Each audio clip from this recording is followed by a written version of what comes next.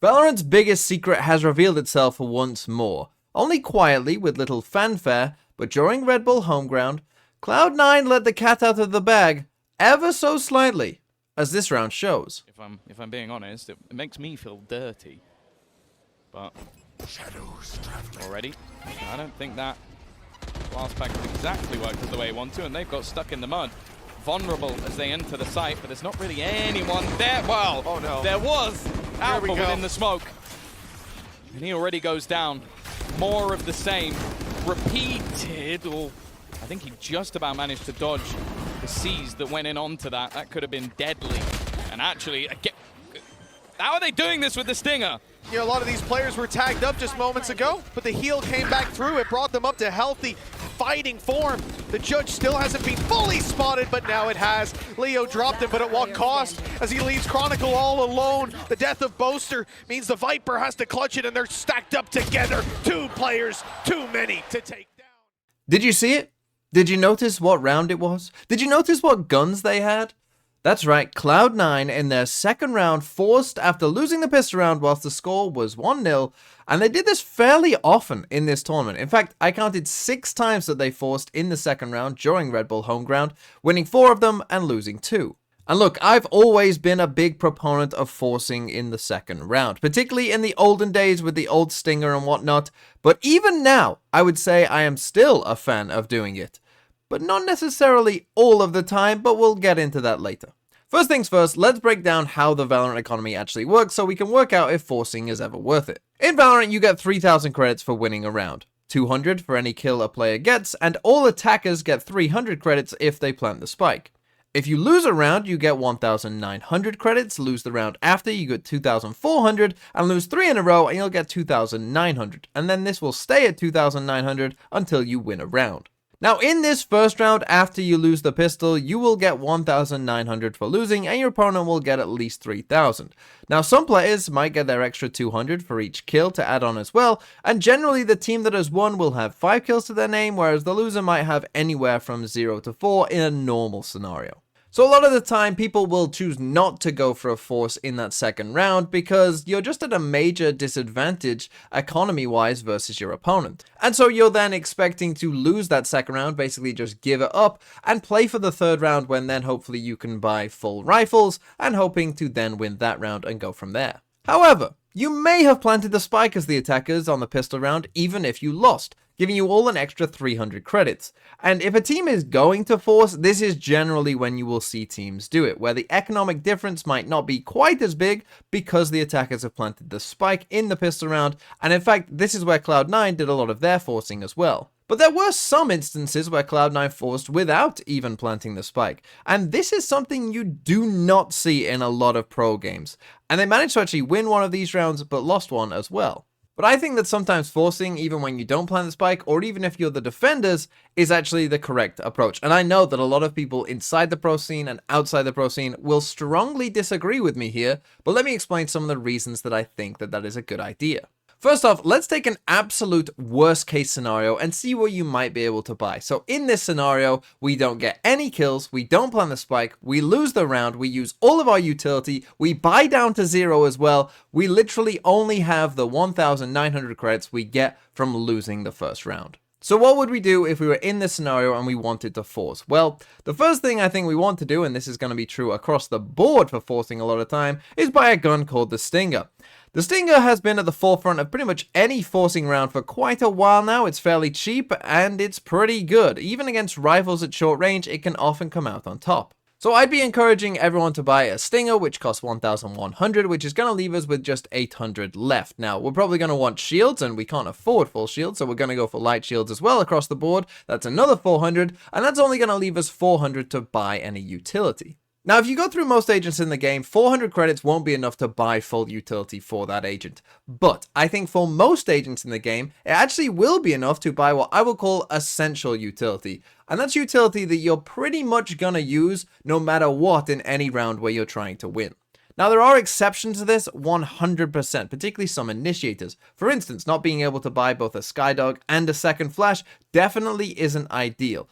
But I think it works for enough agents where you'll still have a decent chance, even in the absolute worst case scenario, which hopefully isn't happening very often. And now let's play through some other scenarios. Firstly, let's say you win the force round. Well, obviously the first benefit is that it's 1-1 instead of 2-0, which is good. But now we also reset our opponent's economy. They now only get 1,900 bonus for losing, and we get at least 3,000. Moreover, they probably had better guns than the Stinger, which means we potentially had the chance to pick up those better guns as well, meaning that we have a great chance to pick up another round and really bolster our economy in the process. And I'm not breaking any news here. Obviously, when you force and win, it's gonna be pretty good for you. But now let's assume you lose. You're now 2-0 down, and things aren't looking great because you don't have much money because you forced.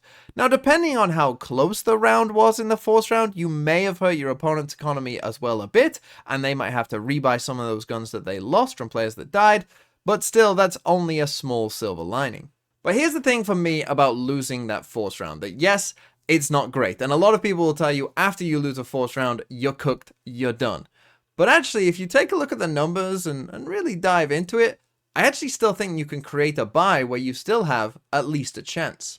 Okay, so let's run through this scenario. We've lost a force round. You can see I'm 2-0 down here, and I've set it up that I'm on 2,400 credits. This is the worst case scenario here.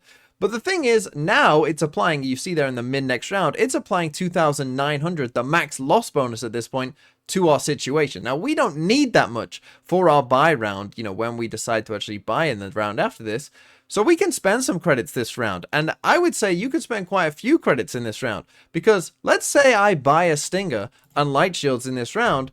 That means that we have 900 credits left, which means that our minimum next round is 3,800. Now, 3,800 credits is enough to buy a rifle, plus light shields, plus utility. And that is the point that I want to make, that even when you lose the force round, you can still buy a Stinger light shields for the next round and still save enough to then be able to buy in the round after, because we're kind of using the Valorant 3-round cycle to its maximum efficiency.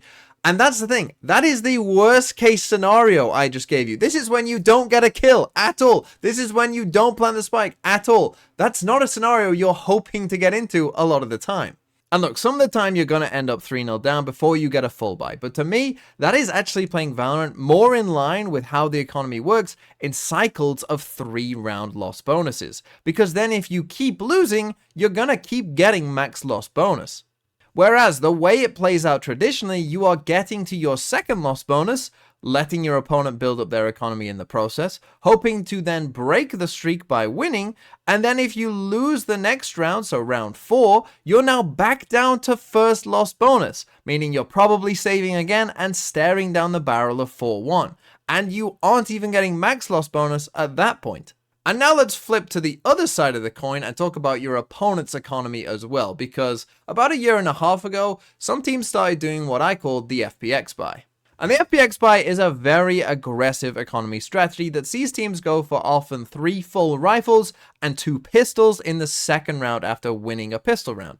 And assuming they keep 3 people alive and have rifles still with them, that means for the third round, they end up with 5 full rifles. And even if they lose, they can then still buy the round afterwards as well. This essentially means that if you don't force in the second round, you're often just giving up a round to then play in a normal full gun round anyway. You won't have any advantage in that third round by saving.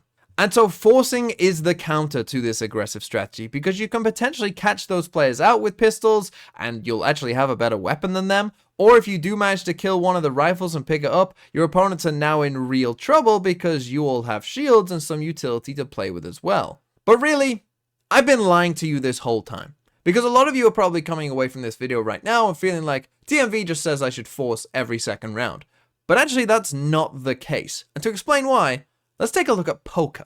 So, in poker, there is a concept of being balanced. And what this means is that you don't just do the same thing based on the hand you've got. If every time you got a strong hand, you confidently raise, whereas anytime you have a weak hand, you just let it go, to poker players, that means you become super easy to read and they can play around that. So instead, you might play a good hand like it's quite weak sometimes, or vice versa. And that means that your opponents can't just read you and know exactly what you're going to do. And this can apply to this scenario as well, where we don't want our opponents to be FPX buying all of the time against us, and so you might think you need to force all of the time against them. But that's not true. You just need to force some of the time to make them believe that you might be forcing, because then they're going to be inclined to play much safer against what they might think is going to be a force.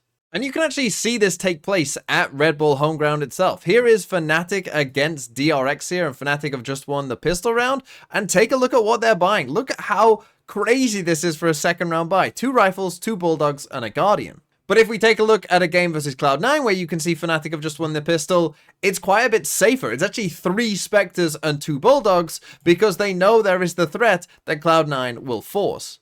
And that's the thing, Fnatic don't know if Cloud9 would force or not, so even if Cloud9 saved in this instance, Fnatic wouldn't have as good guns for that 3rd round. So all of this is to say that I personally think that forcing suits the Valorant economy a bit better than saving does, because you'll end up in those 3-round cycles more often, and obviously if you ever win a force, that's just good. But you don't, and maybe even shouldn't be forcing all of the time, and you don't have to, because even if you just force a certain amount of the time, that's going to change how your opponents are buying as well, and will give you more favorable matchups down the line.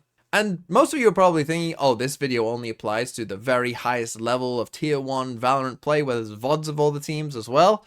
But actually, no, I think this even applies all the way down to ranked games, because even in ranked games, people will buy rifles on the 2nd round with light shields. People will buy, just a pistol round and save for that rifle in the 3rd round as well. That happens in ranked games. And so if you can somehow get your teammates on the same page and saying like, hey, let's force the 2nd round, I think you'll be surprised at how often you can find success with it. And so there you go. That is my forcing philosophy. Shout out to the Stinger, because without it, this whole thing probably doesn't work. But with the Stinger, even at the cost it currently is, I think you can make it work.